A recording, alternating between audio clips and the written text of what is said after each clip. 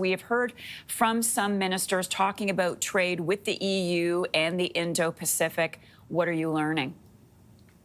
Yeah, well, we have seen progress on this front. Certainly last month, you look at the data from Statistics Canada, which looks at the month of May, and we saw the highest amount of merchandise exports to non-U.S. countries since at least 2021. But it's only about a 5% increase. And this is where the challenge of our geography really comes into play, because while we are absolutely shipping more goods to other countries than the U.S., in particular gold to the United Kingdom, oil to Singapore, aluminum and pharmaceuticals to countries like Italy, there has been increases, and they are significant and noteworthy. We're still only talking about $20 billion or so of goods being exported. You compare that to the $41 billion that was sent to the United States, that was actually 25% less than what it was in January of this year.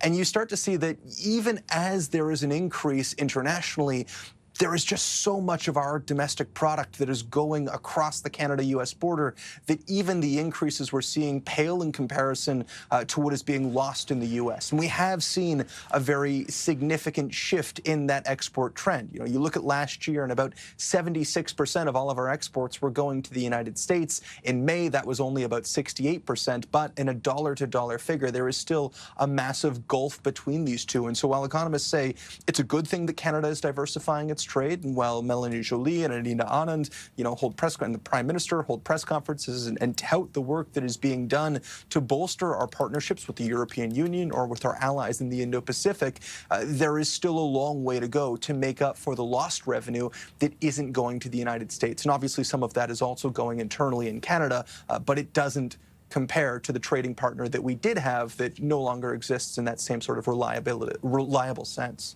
Can Canada improve trade with India despite the diplomatic tensions between India and Canada?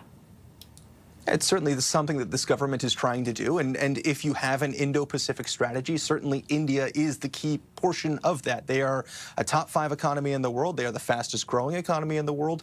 We've seen efforts to restart diplomatic missions in both countries, the reappointment of a high commissioner in India and an Indian high commissioner in Canada. Now, that hasn't happened yet, and Anita Anand says there's no timeline for that at this point in time. She did highlight that it would be steady, not immediate, but still, this is a shift in relations from where things were at a few years ago when Justin Trudeau stood up in the House of Commons and accused India of having a hand in the killing of Hardeep Singh Nijjar. There is a challenge to broaching a diplomatic relationship while also still having this investigation ongoing with the RCMP and the Canadian security establishment, but it is something that this government has signaled they're willing to do, and certainly the invite, there you see it on your screen there, of Narendra Modi to the G7, an invite that he accepted, a meeting that both leaders described as very significant, fruitful, and leading towards progress. Those are all the starts of reestablishing a closer relationship with India, and certainly, for Western provinces, there is a real desire to unlock more of that market when it comes to things like lentils and pulse crops, where they're the largest consumer in the world. Colton Praill for us. Colton, thanks so much for that update.